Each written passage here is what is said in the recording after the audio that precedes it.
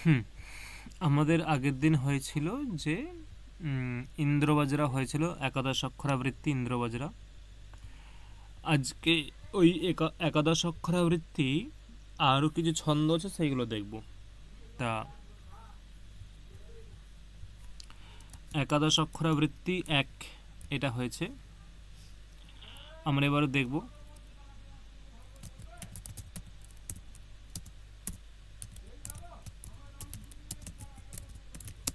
এদের দুই, ঠিক আছে। উপেন্দ্র বজ্রা।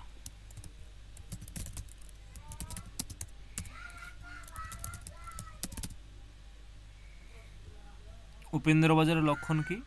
লক্ষণ হচ্ছে উপেন্দ্র বজ্রা প্রথমে লঘৌসা।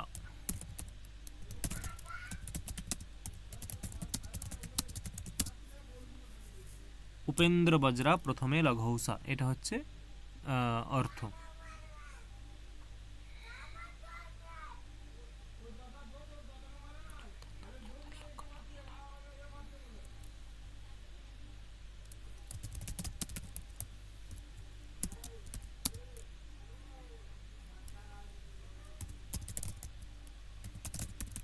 হুম, দেখো, উপেন্দ্র বজ্রা প্রথমে লঘৌসা এর অর্থ কি? এখন এই লক্ষণটা পড়তে হলে আগে আমাকে ইন্দ্র বজ্রার লক্ষণটাকে একটু মাথায় রাখতে হবে, তবে এটা বোঝা যাবে না।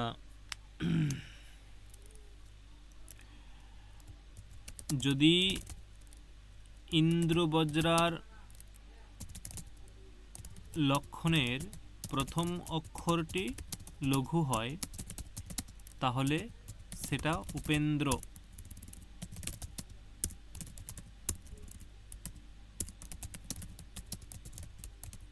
ছন্দ হবে।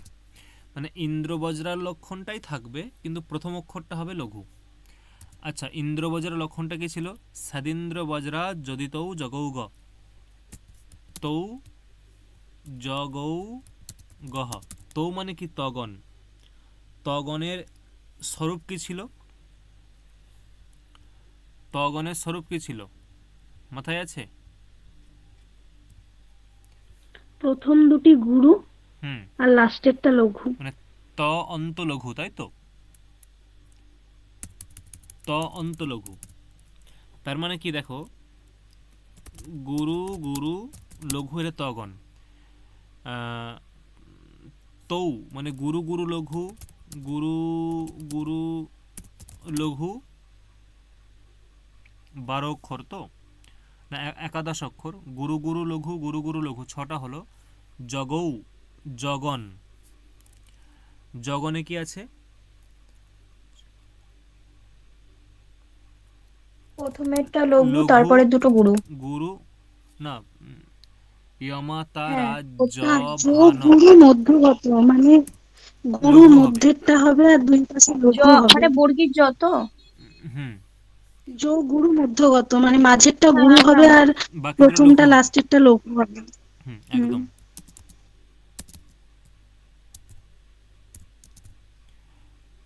দেখো, এটা হচ্ছে, আর এখানে হচ্ছে দুটো গুরু হবে। গৌ গ, দুটো গুরু হলো। এখন বক্তব্য হচ্ছে এই স্ট্যাটাসটাই থাকবে, মানে উপেন্দ্র বজ্রাতে এই স্ট্যাটাসটাই থাকবে।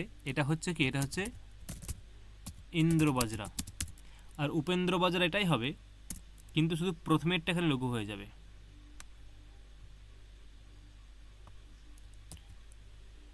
মানে এই প্রথমেরটা খালি লঘু হবে, প্রথমে লঘৌসা, বাস এইটুকু শুধু লঘু হবে, তাহলেই সেম।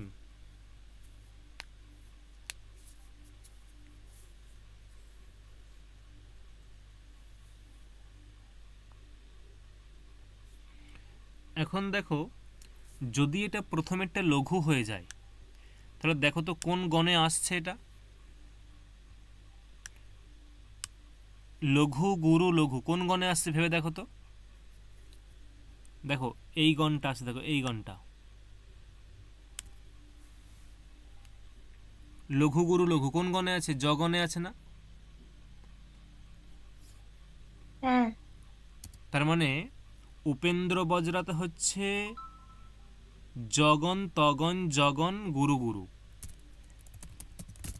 উপেন্দ্র বজ্রার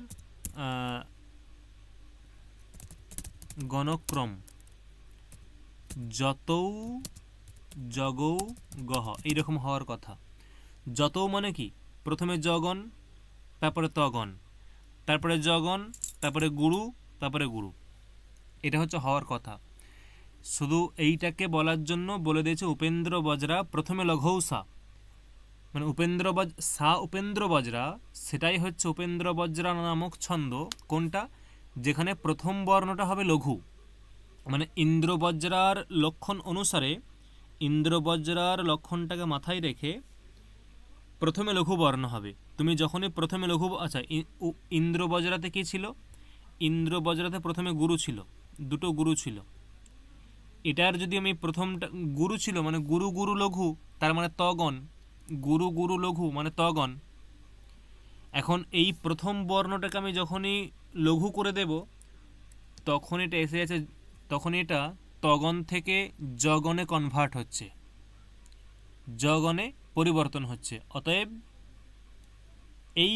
এইটা বিচার করে আমরা দেখতে পাচ্ছি উপেন্দ্র বজ্রার গণক্রম হচ্ছে যতৌ জগৌ গহ, অর্থাৎ জগন জগন তগন জগন গুরু গুরু। দেখো বোঝা গেল কি? হ্যাঁ স্যার।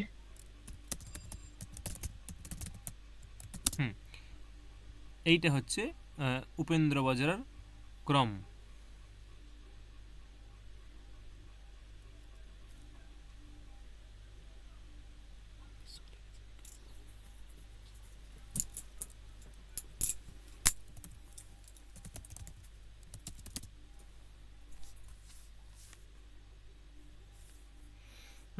দেখো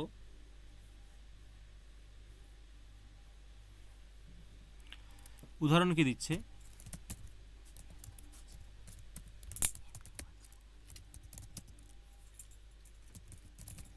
উদাহরণ দিচ্ছে অথৌষধীনাম অধিপস্য বৃদ্ধৌ তিথৌ চ ইয়ামিত্র গুণান্বিতায়াম সমেত বন্ধুর্তি ভবান সুতায়া বিবাহ দীক্ষা বিধিম অন্ব তিষ্ঠৎ।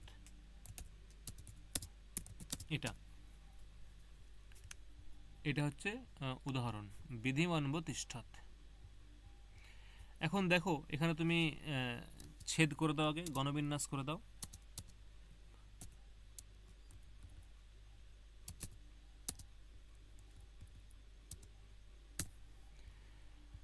দেখো এখানে কি আছে, আগের দিন কি করে দেখিয়েছিলাম মনে নেই আমার।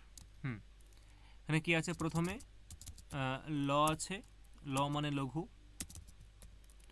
ল গুরু লঘু, ঠিক আছে। তারপরে গুরু গ গ ল, তারপর ল গ ল গ ল গ গ। দেখো এখানে স্পষ্টতই ছন্দ মিলে যাচ্ছে, মানে ছন্দ মানে কি, গণ মিলছে না, দেখো স্পষ্টতই।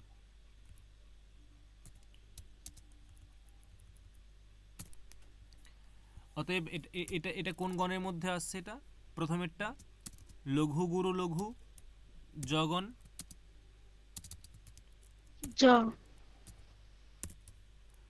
জগন, তারপর হচ্ছে জ, তারপর ত, তারপর আবার জ, তারপরে গ গুরু গুরু, বাস। তার এটা কোন ছন্দের মধ্যে আসছে? প্রথমে লঘৌসা, উপেন্দ্র বজ্রা। দেখো ক্লিয়ার হলো কি? পুরো ব্যাপারটা বোঝা গেল?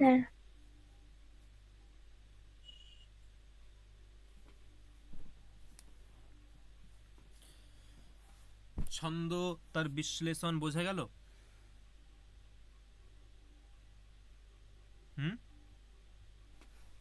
হ্যাঁ স্যার।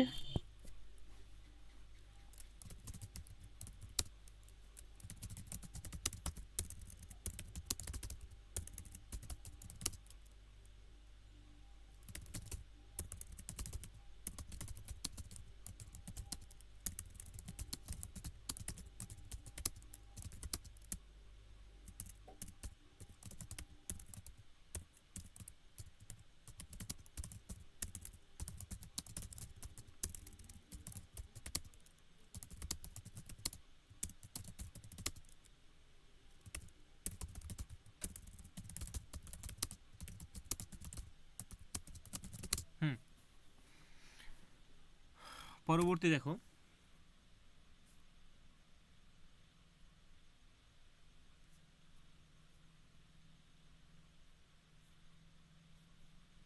এই একই একটা ছন্দ হচ্ছে উপজাতি ছন্দ। উপজাতি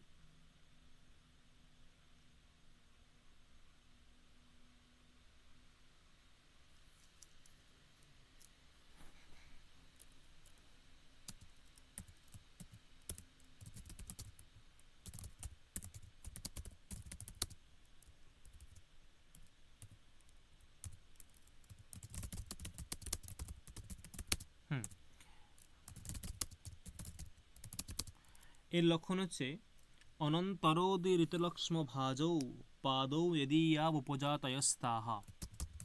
অনন্তরোদি ঋত লক্ষ্ম ভাজৌ, ঠিক আছে, পাদৌ যদিয়া উপজাতয়স্তাহ।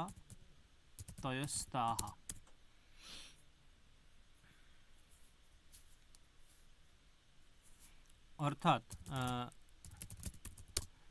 এর অর্থ হচ্ছে ওই মানে উপজাতি ছন্দ হচ্ছে ইন্দ্রবজ্রা এবং উপেন্দ্র বজ্রার যে লক্ষণ তার মিশ্রিত ছন্দ। এটা ইন্দ্রবজ্রা এবং উপেন্দ্র বজ্রা তার মিশ্রিত ছন্দ হচ্ছে উপজাতি ছন্দ। না কিরকম না,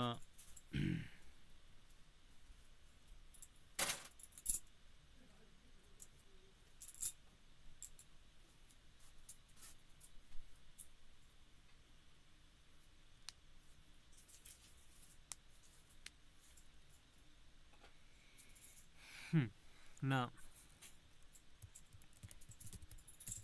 একাদশ অক্ষর বিশিষ্ট যে ছন্দের যে ছন্দের প্রথম দুটি পাদ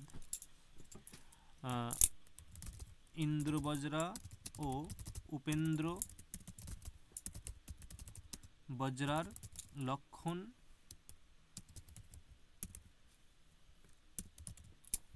সমন্বিত হয় সেখানে উপজাতি নামক ছন্দ হয়।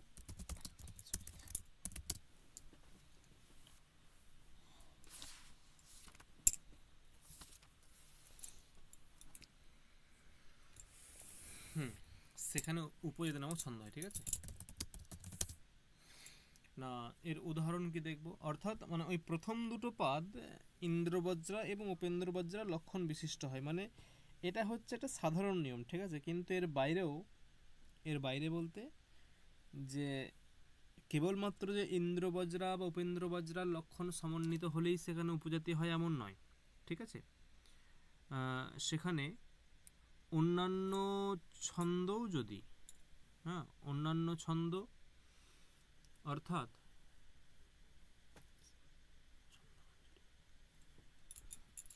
ঠিক আছে অন্যান্য ছন্দও যদি একসঙ্গে মিশ্রিত হয়, ঠিক আছে, একসঙ্গে মিশ্রিত হয় সেখানেও উপজাতি ছন্দ হয়।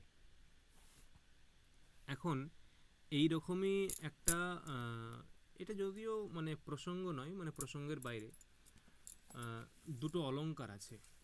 একটা হচ্ছে সংসৃষ্টি অলঙ্কার এবং সংকর অলঙ্কার, তোমাদেরকে পড়ানো হয়েছে মনে হয়, যে যেখানে দুটো অলঙ্কার যেখানে মিশ্রিত হয়, যেখানে দুটো অলঙ্কার একসঙ্গে মিশ্রিত থাকে সেখানে কি অলঙ্কার হয় বলেছিলাম। কোন অলঙ্কার হয় সেখানে দুটো অলঙ্কার একসঙ্গে মিশ্রিত হলে?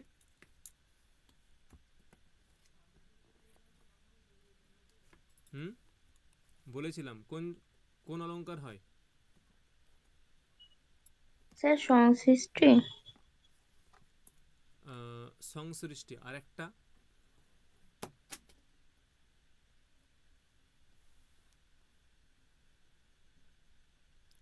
সংসৃষ্টি হয়, আর একটা কি হয়?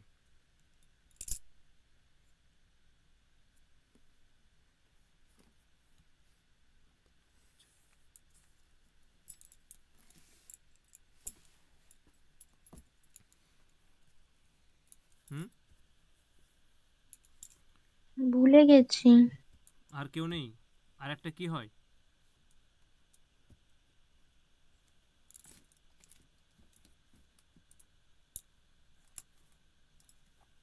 শঙ্কর অলঙ্কার হয় না, শঙ্কর অলঙ্কার। হুম, স্যার এগুলো পড়ানো হয়েছিল, শুধু দৃষ্টান্ত অব্দি হয়েছিল না? অলঙ্কার তো পুরোটাই হয়ে গেছে মনে হয়। অলঙ্কার পুরোটা, অলঙ্কার পুরোটা পড়ানো হয়নি। পিডিএফ কি তাহলে শুধু দৃষ্টান্ত অব্দি আছে? না, পিডিএফ আমি রেডি করিনি, পিডিএফ আমি রেডি করছি, আজ থেকে রেডি করতে শুরু করি, 3টে হয়েছে। না না, ওই একটা দিয়েছিলেন না, উপমা রূপক উৎপ্রেক্ষা দৃষ্টান্ত। হ্যাঁ, ওইখানে সেভাবে করা নেই, ঠিক আছে, আমি জাস্ট এটা পরতে পরতে করেছিলাম, সেইগুলোই দিয়েছিলাম, কিন্তু পুরো করা নেই ওখানে, আচ্ছা।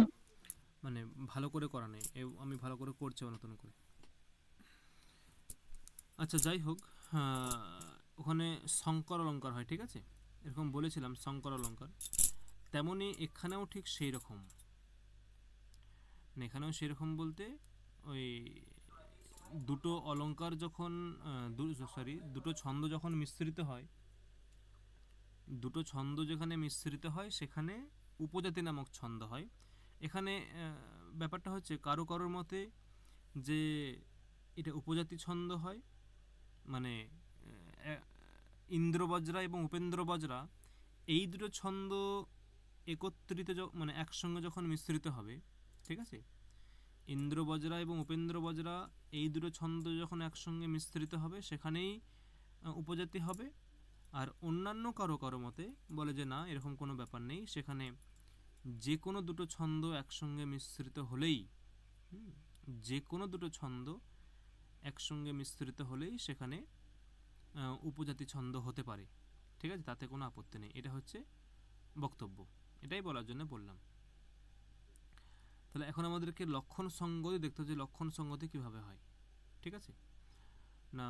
লক্ষণ সঙ্গতি দেখো, এর লক্ষণ কি, মানে লক্ষণ তো বললাম, উদাহরণ কি দিচ্ছি দেখো।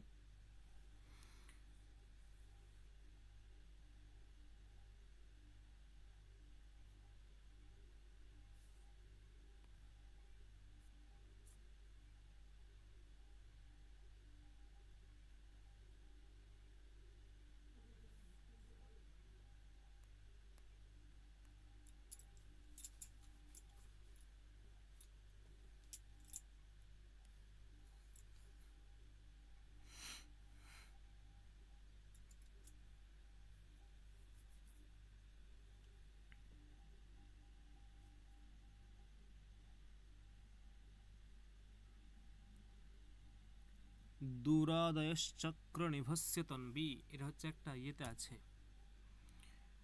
আনন্দমঠ যা আছে না ইয়ের, ওই বঙ্কিমচন্দ্রের, এটা সেখান থেকে নেওয়া মানে মনে হচ্ছে, দূরাদয়শ্চক্র নিভস্য তন্বী, ঠিক আছে, দূরাদয়শ্চক্র নিভস্য তন্বী তমালো তালি বনরাজি নীলা, এরকম আছে, তমালো তালি বনরাজি নীলা। দেখো এটা ভাঙলে কি হবে, সম্ভবত এখানে একটা হবে, গণবিন্যাসটা কিরকম হবে, এই একটা, এই একটা, এখানে একটা, এবং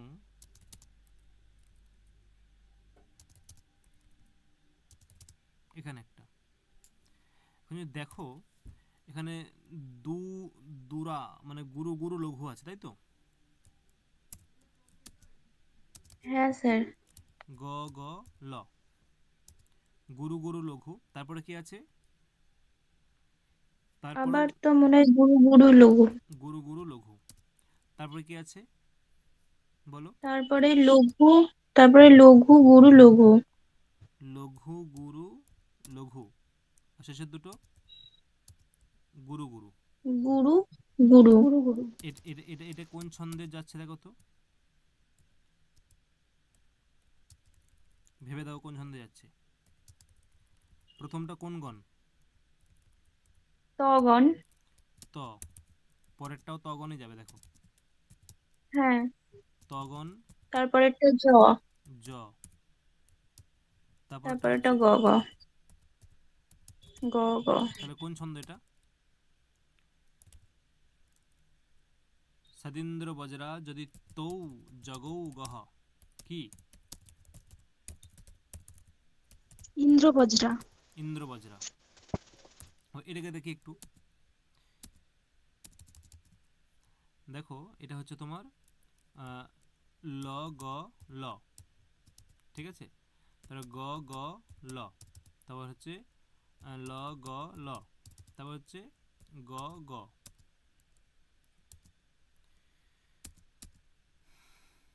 কি ঠিক দিলাম তো এটা? এটা হ্যাঁ, হ্যাঁ, এটা উপেন্দ্র বজ্রা হবে।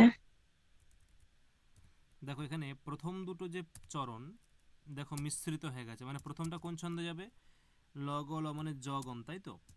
জগন তগন হ্যাঁ, জগন তারপরে আবার জগন, গুরু, তারপরে আবার গুরু যত গুরু। জ গ গ। তার মানে এখানে এটা হচ্ছে প্রথমে লঘু সা, উপেন্দ্র বজ্রা। প্রথমে লঘু সা, উপেন্দ্র হ্যাঁ, বজ্রা, দুটো মিলিয়ে কি বজ্র। হবে?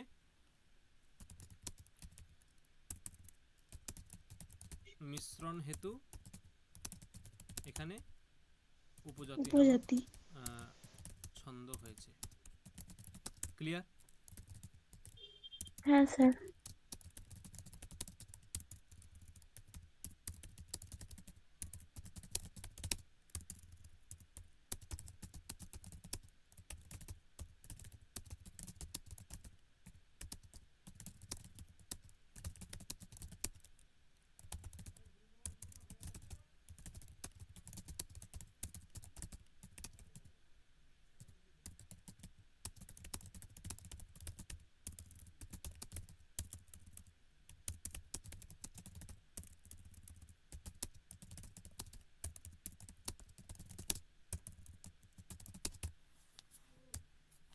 হুম, দেখো এই হচ্ছে উপজাতি ছন্দ।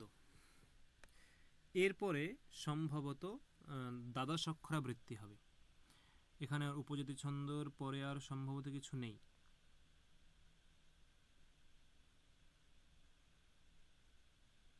আচ্ছা দেখো, একাদশ অক্ষরাবৃত্তি নিয়ে কোনো সমস্যা আছে, বা কোথাও কোথাও মানে কোথাও কোনো কিছু আটকাচ্ছে কি?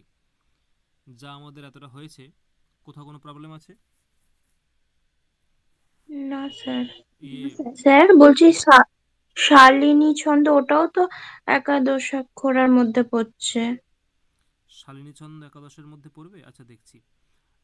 হ্যাঁ, হ্যাঁ, শালিনী একাদশ। তারপর রথোদ্বোধা বলে একটা আছে, ওটাও একাদশের মধ্যেই পড়ছে।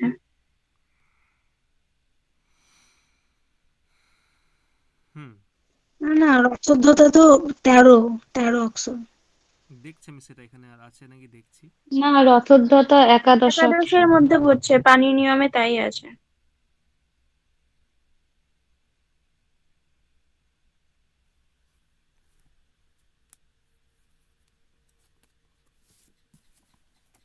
না ওর তো এরা মানে অক্ষরটা গণনা করলেই পাওয়া যাবে কোনটার মধ্যে পড়ছে ওটা।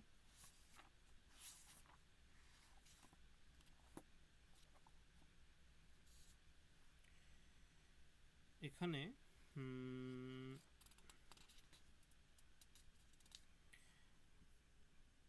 র ন র ল ল, র ন র, হ্যাঁ একাদশ অক্ষরাই হবে রথোদ্ধাতা। হ্যাঁ স্যার। চলো পরবর্তী ছন্দ হচ্ছে মানে একাদশ অক্ষরা 4 নম্বর, ঠিক আছে? একাদশ অক্ষরা, আর ওটা আনন্দমঠ নয়, কপালকুণ্ডলার ও অংশ। হ্যাঁ ঠিক ঠিক ঠিক, কপালকুণ্ডলা, আনন্দমঠ বললাম। হুম,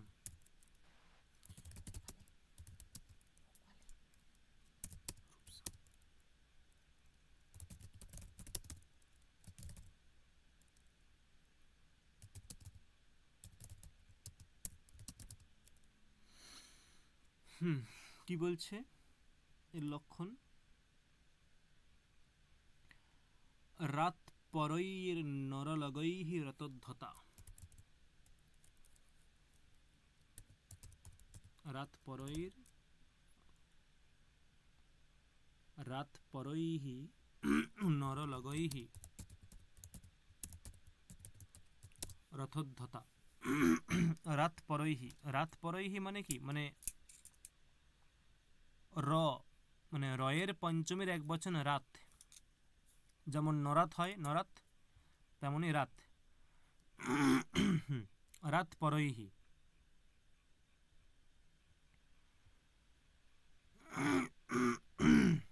ঠিক আছে, রাত পরৈহি অর্থাৎ যে রকারের পরে। রাত পরৈহি মানে রকারের পরে। কি কি, ন র ল গ, মানে রাত পরৈহি অর্থাৎ রগণের পরে নগণ, তারপরে আবার রগণ, তারপরে লঘু, তারপরে গুরু। এটা হচ্ছে অর্থ।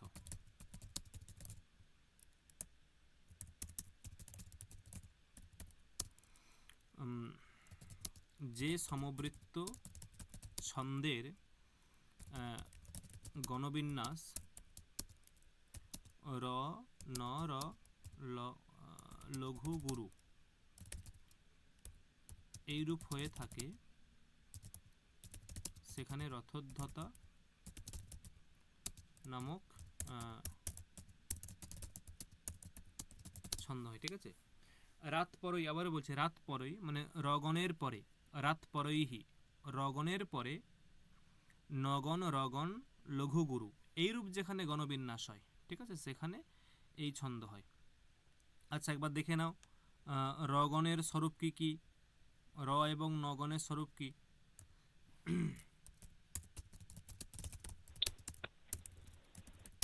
এবং কি কি আছে, রগণের স্বরূপ কি আছে, র, রস, মধ্যটা লঘু, কি বলছো? রয়ের মধ্যটা লঘু আর বাকি দুটো গুরু। রল প্রথম মধ্য, শেষ গুরু আর রল মধ্য। হ্যাঁ, আর হচ্ছে লঘুশ্চ ত্রিলঘুশ্চ নকারঃ, ত্রিলঘুশ্চ নকারঃ মানে নগণের তিনটি লঘু। আর এটা হচ্ছে র, ল মধ্য। রল মধ্য মানে কি, মানে রগণের মধ্যটা লঘু, ল মানে লঘু, রল মধ্য। ঠিক আছে, রগণের মধ্যটা লঘু, এগুলো মাথায় রাখতে হবে। তবে এটা হচ্ছে গণের স্বরূপ। আর পরেরটা বললাম না, আবার রগণে আছে। হ্যাঁ, উদাহরণ কি বলছে,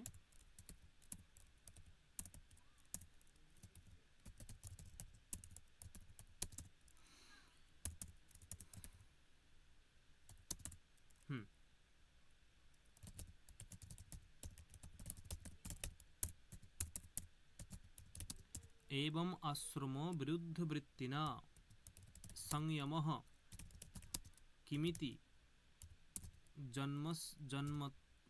जन्मतस्त्वया सत्त्वसंश्रय सुखो हि दुष्यते कृष्ण सर्प शिशुनेव চন্দনঃ। কি বক্তব্য, আমরা এখানে প্রথমে তোমরাও করতে পারো এগুলো নিজে নিজে, গণ বিচ্ছেদ করব।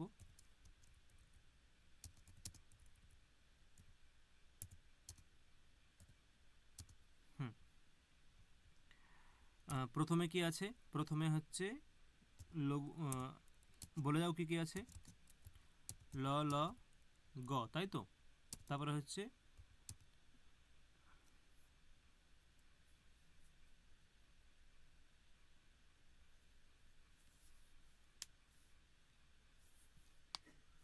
মিলছে তো, রল মধ্য কি হলো,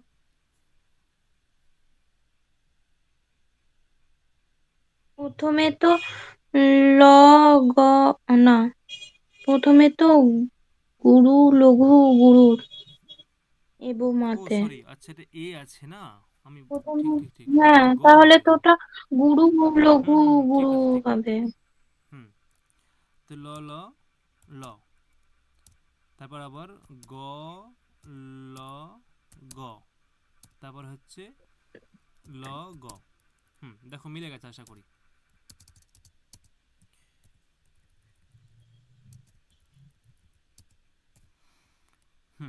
তাহলে কি হলো দেখো, গ ল ল মানে এখানে কোন ছন্দ? র, এই সরি রগম, তাই তো? হ্যাঁ, রগন, তারপরে হচ্ছে নগন, তিনটে লঘু নগণ, নগন, আবার রগন, তারপরে তারপর হচ্ছে আবার রগণ, লঘু ল গুরু। আর গ। অতএব এখানে হচ্ছে রথোদ্ধত নামক ছন্দ। র, হ্যাঁ, ল, র, লঘু গুরু, রথোদ্ধতা। ঠিক আছে, এখানে আর বিশেষ কিছু লেখার নেই।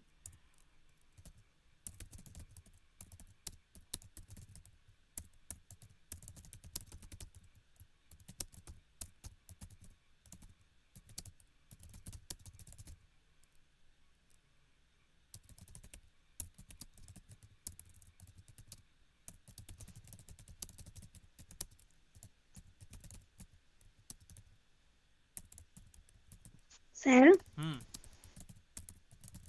বলো। এই উদাহরণটা কোথা থেকে নেওয়া হয়েছে?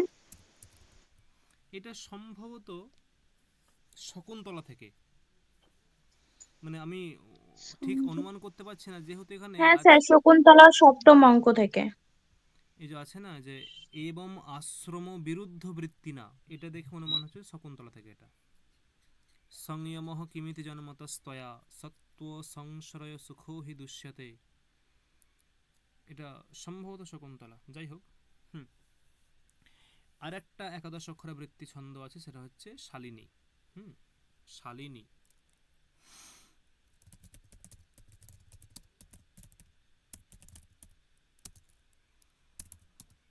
হুম,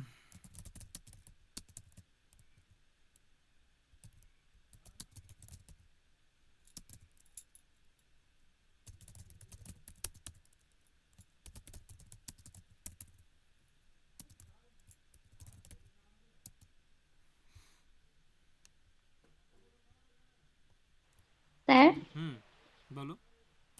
বলছি কি আপনি সবকটা ছন্দ পড়াবেন? হ্যাঁ, যেগুলো যেগুলো সমবৃত্ত সেগুলো করাতে হবে তো, বেশি নেই, হয়ে যাবে। কেন? না, আমি জিজ্ঞাসা করলাম। মানে যদি বলো তোমরা পড়ে নিতে পারবে, তাহলে তোমার চাপ কমে যাবে। যদি বলো যেগুলো কঠিন নেই,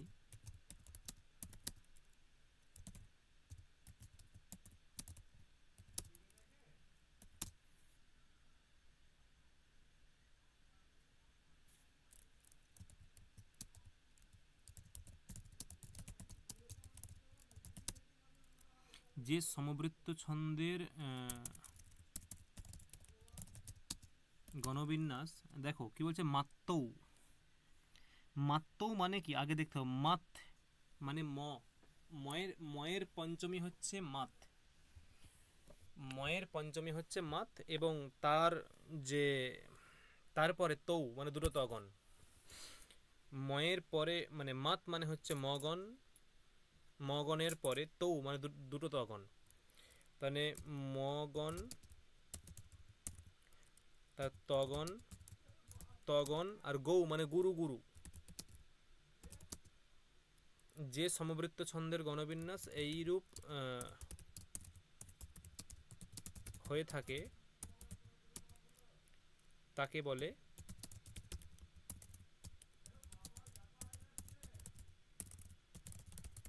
ছন্দ। ঠিক আছে, এখানে চয়েস হবে না। হুম, যে সমবৃত্ত ছন্দের গণবিন্যাস মগন তগন তগন গুরু গুরু হয় এইরূপ হয়ে থাকে, সেখানে সারণী ছন্দ হয়। উদাহরণ কি বলছে দেখো, এইগুলো তোমরা নিজেরাও পারবে। ঠিক আছে, সা নিন্দন্তি, সা নিন্দন্তি স্বানি ভাগ্যানি বালা, বাহুত। আচ্ছা, এটা আজকেই করিয়ে শেষ করব, কারণটা বলে দিচ্ছি। ক্রন্দিতুম চ প্রবৃত্তা, এবং তারপরে স্ত্রী সংস্থানম চাপ সরস্তীর্থ মারাত উৎক্ষিপ্যৈনম জ্যোতি রেকম জগাম। সানিন্দন্তি স্বানি ভাগ্যানি বালা বাহুৎক্ষেপম ক্রন্দিতুম চ প্রবৃত্তা স্ত্রী সংস্থানম চাপসরস্তীর্থমারত উৎক্ষিপ্যৈনম জ্যোতিরেকম। এটাও শকুন্তলা থেকেই আছে। এটা সম্ভবত চতুর্থাঙ্কে যাচ্ছে শকুন্তলা প্রতিগৃহে, তারপরে সেখানে দুষ্যন্তকে মানে রিফিউজ করছে এবং তারপরে সে নিজের ভাগ্যকে দোষ দিচ্ছে। সা নিন্দন্তি, সা শকুন্তলা নিন্দন্তি স্বানি ভাগ্যানি বালা, সা বালা স্বানি পঞ্চম ভাগ্যানি। অঙ্ক তো, কি পঞ্চম অঙ্কে তো পৌঁছেছিল, চতুর্থাঙ্কে তো দিদা এটা আছে। হ্যাঁ ওই তো, মানে ওটাই বলছি যে চতুর্থ যাচ্ছে, তারপরে ওকে যখন ওকে অস্বীকার করছে তারপরে সে নিজের ভাগ্যের প্রতি দোষ দিচ্ছে এটা। যাই হোক, এখানে কি বলছে দেখো, প্রথমে এটাকে যদি আমি সঙ্গতি গণবিন্যাস করি প্রথমে,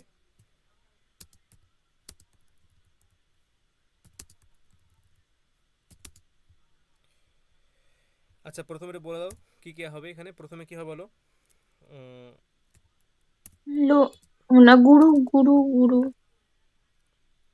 গুরু গুরু গুরু, গুরু, তারপরে তারপরে গুরু গুরু লঘু, লঘু, তারপরে তারপরে গুরু গুরু লঘু, তারপরে তারপরে গুরু গুরু,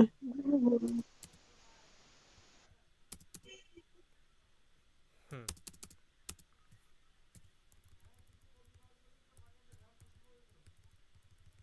আচ্ছা কোন ছন্দে আসছে দেখো এটা। দেখো একটা, আমি সাপোজ ধরো যদি ওইটা না মনে থাকে, ঠিক আছে এখানে শিখিয়ে দিচ্ছি। ওই যে ওই যে ম স্ত্রী গুরু বা নকার স্ত্রী লঘু, রল মধ্য, রল মধ্য, এইরকম যদি মনে না থাকে, একটা বাক্য আছে এটা মাথায় রাখবে। বাক্যটা হচ্ছে, কেউ জানো? একটা বাক্য আছে, সেই বাক্যটা মাথায় রাখলে তুমি গণ নির্ণয়টা খুব সহজে করতে পারবে। জানো সেই বাক্যটা কি? জানো না তাই তো? বাক্যটা হচ্ছে এরকম, ইয় মা তা রা জ ভা ন স ল গম। এটা ইয়মাতা রাজভান সলগম, ইয়মাতা রাজভান সলগম। ঠিক আছে, কি করে দেখো, তুমি এখানে সাপোজ তোমার এই ম স্ত্রী গুরু ন স্ত্রী লঘু এসব কিচ্ছু মাথায় নেই, এটা তুমি জানোই না। তুমি কি সুন্দর দেখো গণ নির্ণয় করে দেবে, দেখো যে কোথায় কি গণ হচ্ছে। এখানে তুমি এখানে দেখো যে এখানে কি ক্রম আছে, গুরু গুরু গুরু, তাই তো? হ্যালো, আমার কথা শোনা যাচ্ছে? হ্যাঁ স্যার, হ্যাঁ তুমি স্যার। তুমি এখানে দেখো যে এখানে কি ক্রম আছে, গুরু গুরু গুরু, তাই তো? কি হ্যাঁ হ্যাঁ কি না? স্যার, গুরু গুরু হ্যাঁ গুরু। তার মানে তুমি এখানেও হ্যাঁ, স্যার। সেই ক্রম থেকে নেবে, গুরু গুরু গুরু। পেয়েছো? গুরু গুরু গুরু পেয়েছো? হ্যাঁ তার মানে এখানে হবে মগণ, এটা হবে মগণ, মানে যেটা দিয়ে শুরু হবে সেই গণটা হবে। এখানেও দেখো কি আছে, গুরু গুরু গুরু, তিনটি গুরু আছে, তো এখানেও মগণই হবে। গুরু গুরু লঘু না স্যার, গুরু আচ্ছা, গুরু লঘু গুরু গুরু তগণ। গুরু লঘু লঘু, আচ্ছা আছে। গুরু গুরু লঘু, তাই তো? মানে আমাকে দেখতে হবে যে গুরু গুরু লঘু সেটা কোথায় আছে। দেখো গুরু গুরু লঘু পেয়েছি, আমাকে এটা মাথায় রাখতে হবে যে এই এই শ্লোকে যে ক্রম থাকবে, এই শ্লোকে যে ক্রম থাকবে সেই ক্রমটা আমি এখানে মেলাতে হবে। গুরু গুরু লঘু, আচ্ছা তাহলে এখানে কি গণ হবে বলো তো? এখানে কি গণ হবে? তগণ, তগণ। তগণ। ত আচ্ছা এখানে কি দেখো, গুরু গুরু লঘু, সেই তগণই হবে এখানে, তাই তো? তগণই হলো। আর এখানে হচ্ছে গুরু গুরু। আমার ওই মস্ত্রী গুরু নস্ত্রী লঘু এসব মনে রাখার দরকার নেই, আমি এই বাক্যটা মাথায় রাখবো, ইয়মাতা রাজভান সলগম। এটা এইভাবে বলবে, ইয়মাতা রাজ ভান সলগম, মানে এইভাবে মুখস্থ করতে হবে, ঠিক আছে? তাহলে সুবিধা হবে। রাজ ভান সলগম, ইয়মাতা রাজভান সলগম, ঠিক আছে? এটা করলে আর অসুবিধা হবে না। কি বোঝা গেল? প্রসঙ্গটা কি করে এলো বোঝা গেল? এরপর দেখো, হ্যাঁ স্যার। দেখো মগণের পরে দুটো তগণ, মানে মাত্তৌ, মাত্তৌ গৌ চেত শালিনী, মাত্তৌ গৌ চেত শালিনী, অর্থাৎ মগণের পরে দুটো তগণ এবং গুরু গুরু যদি হয় শালিনী ছন্দ হবে। এখানে মিলে গেছে, এটা লিখে রাখো, ঠিক আছে? আমি এটা কেটে দিলাম। ইয়মাতা রাজভান সলগম।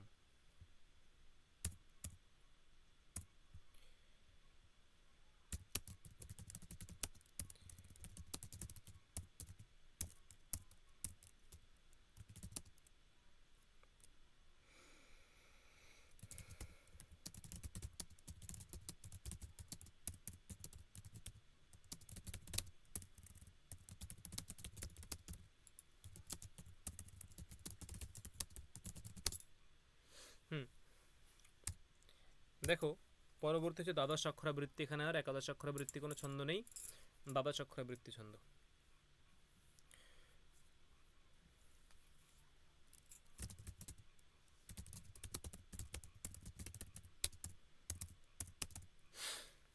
কি প্রথম ছন্দ এখানে কপি করতে হবে এটা। ছন্দের নাম কি? বংশস্থবিল। ছন্দের লক্ষণ এইগুলো অ্যাকচুয়ালি এইভাবে না পড়ে ছন্দের লক্ষণগুলো একটা জায়গায় লিখে নেবে, ঠিক আছে? ছন্দের লক্ষণগুলো মানে পর পর লিখবে যাতে পড়তে সুবিধা হয়, তোমরা মুখস্থ করবে ওটাকে। বংশস্থ বিলম বদন্তি বংশস্থ বিলম যতৌ জরৌ, বদন্তি বংশস্থ বিলম যতৌ জরৌ, বদন্তি বংশস্থ বিলম যতৌ জরৌ, তথা সমক্ষম দহতা মনোভবম, বদন্তি বংশস্থ বিলম যতৌ জরৌ, পিনাকিনা ভগ্ন মনোরথা সতি, বদন্তি বংশস্থ বিলম যতৌ জরৌ। হ্যাঁ, ওটাই ওই ছন্দে আসবে। কুমার সম্ভবের কোন অঙ্কে আছে যারা পড়েছো? কোন অঙ্কে আছে কুমার সম্ভবের? কুমার সম্ভব পড়েছে কেউ? গিলে খেয়ে বসে আছে সব যারা পড়েছে।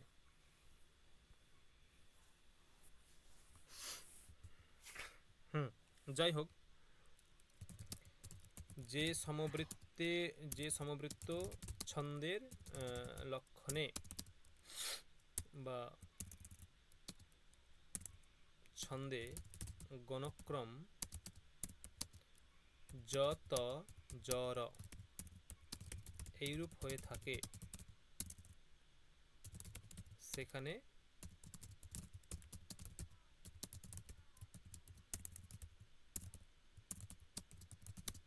ঠিক আছে। উদাহরণ কি বলছে? তথা সমক্ষম দহতা মনোভবম,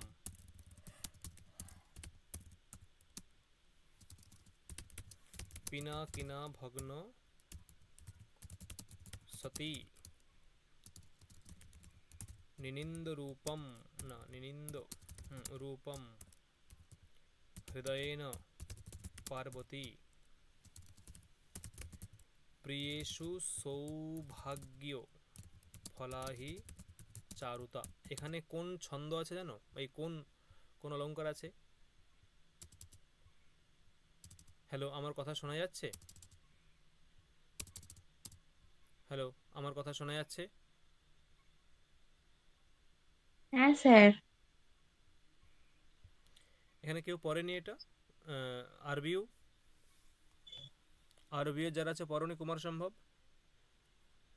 না স্যার, আমাদের ছিল না।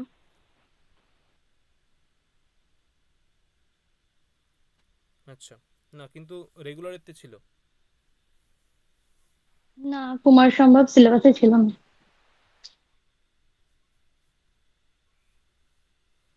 কুমার সম্ভব হ্যাঁ সিলেবাসে স্যার, ছিল? যারা রেগুলার তাদের ছিল। হ্যাঁ, যারা রেগুলার যাদের স্পেশাল পেপার কাব্য ছিল তাদের ছিল। কুমার সম্ভব ছিল না, রেগুলার এটা হতে পারে। ছিল ছিল স্যার, যারা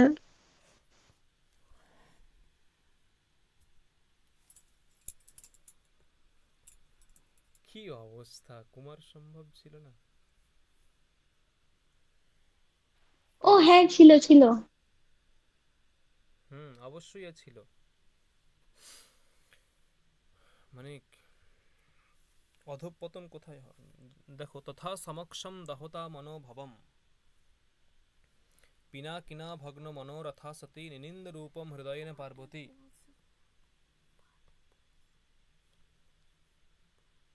ঠিক আছে, প্রিয়েশ সৌভাগ্য ফলাহি চারুতা, মানে এখানে কি বক্তব্য, যে পার্বতী তপস্যা করছে শিবের জন্য, প্রচন্ড তপস্যা করছে শিবকে পাওয়ার জন্য।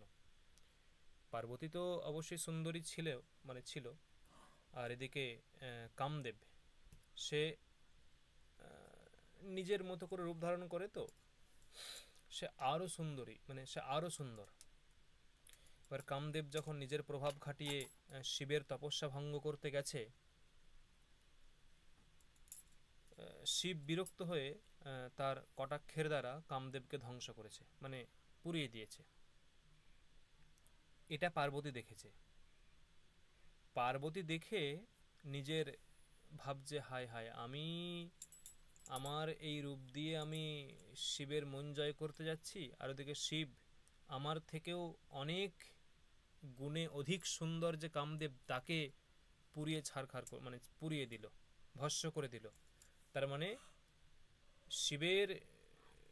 শিবকে জয় করতে গেলে, ভগবান শঙ্করকে জয় করতে গেলে রূপ সেখানে গৌণ।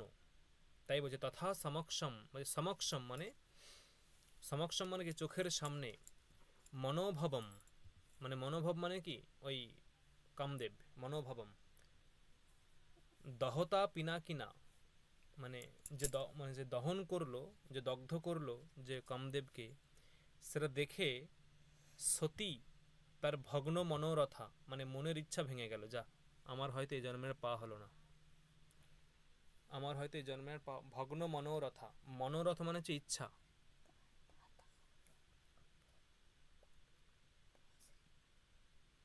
ঠিক আছে, ভগ্ন মনোরথা অর্থাৎ যে তার ইচ্ছা ভেঙে গেল।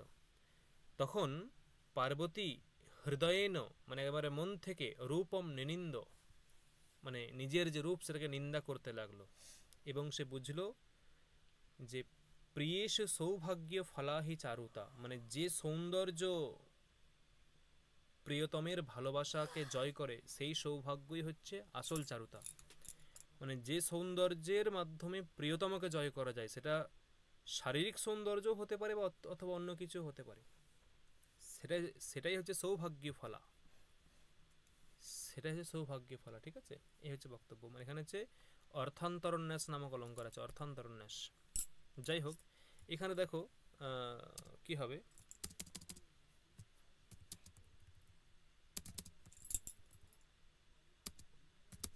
দেখো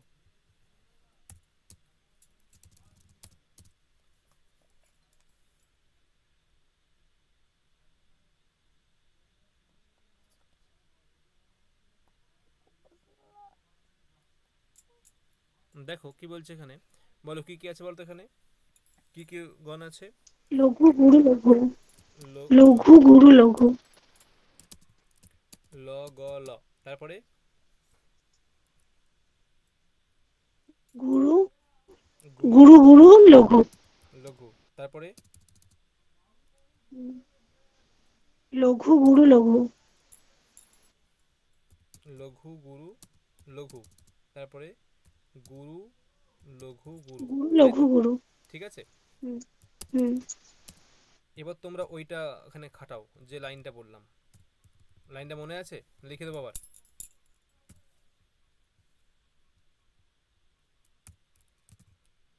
লাইনটা মনে আছে? ইয়মাতা রাজভানু সলগম সলাগম। দেখো, লঘু গুরু লঘু কোথায় আছে? লঘু গুরু লঘু, দেখো মিলেছে। মানে কি গণ হবে এখানে? জ বর্গীয় জ। জগণ। তার গ গ ল, গ গ ল কোথায় আছে? গ গ ল যে ত, ত জ, ত তারাজ জ, তাহলে তগণ এখানে। ল গ ল এটাও জগণ হবে। তারপরে গ ল গ, গুরু লঘু গুরু মানে রগণ। এই যে র জ, এটা দেখো হচ্ছে রগণ। যতৌ জরৌ কোথায় আছে? বদন্তি বংশস্থ বদন্তি বংশস্থ দিল যত বিলং জড়। যতৌ জরৌ, দেখো মিলেছে। অতএব এখানে হ্যাঁ স্যার। বংশস্থ বিল নামক ছন্দ।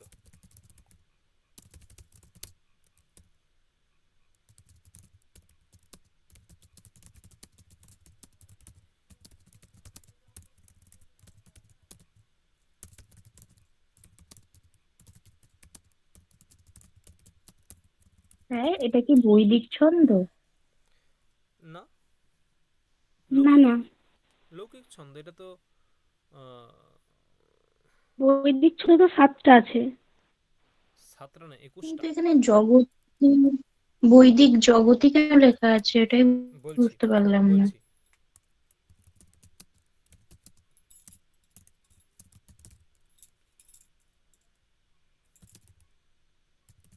দেখো, জগতী অক্ষরেতেও ওই সরি মানে হচ্ছে তোমার বৈদিক ছন্দ হচ্ছে 21টা, ঠিক আছে? গা উ অব্রি পত্রি জ মানে গায়ত্রী উষ্ণিক অনুষ্টুপ ত্রিষ্টুপ পংক্তি বৃহতি। 7টি জানি আমি। হ্যাঁ, মেন হচ্ছে 7টা, আর 14টা আছে। জগতী, অতি জগতী, হ্যাঁ হ্যাঁ। শক্করি, অতি শক্করি, তারপরে এরকম আছে বৃহতি, অতি বৃহতি, উৎকৃতি, অভিকৃতি, সংস্কৃতি, আকৃতি, বিকৃতি সব আছে এরকম, ঠিক আছে? মোট 21টা আছে। এখন বক্তব্য হচ্ছে যে ওখানে কেন লেখা আছে, তার কারণ হচ্ছে যে জগতী ছন্দেতেও দেখো এখানে তার মানে প্রত্যেকটা পাদে কটা করে অক্ষর হচ্ছে বলো তো? প্রত্যেকটা পাদে 3 3 12টা, তাই তো? 12টা। প্রত্যেকটা চরণে কটা করে অক্ষর বংশস্থ বিলে? 12টা না? 4টে গণ মানে 12টা হ্যাঁ অক্ষর। আর ওই জগতী ছন্দেও প্রত্যেকটা পাদে 12টা করে অক্ষর আছে। সেই জন্য ওই লেখাটা তাৎপর্য হচ্ছে যে লৌকিক ছন্দে যেটা বংশস্থবিল ছন্দ তার সঙ্গে সাদৃশ্য থাকায় ও মানে ওই বংশস্থবিল ছন্দের যে লক্ষণ সেটা জগতী ছন্দের সঙ্গেও মানে সাদৃশ্য আছে। মানে লৌকিক ছন্দে যাকে তোমরা বংশস্থবিল ছন্দ বলছো সেই লক্ষণ বিশিষ্ট হচ্ছে জগতী ছন্দ। দেখো বোঝা গেল কি বললাম? হ্যাঁ স্যার। হুম,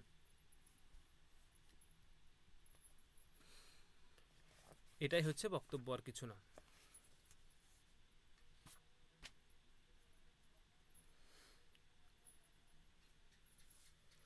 আচ্ছা, আমার এখানে কিছু কথা আছে, সেগুলো বলি একটুকে।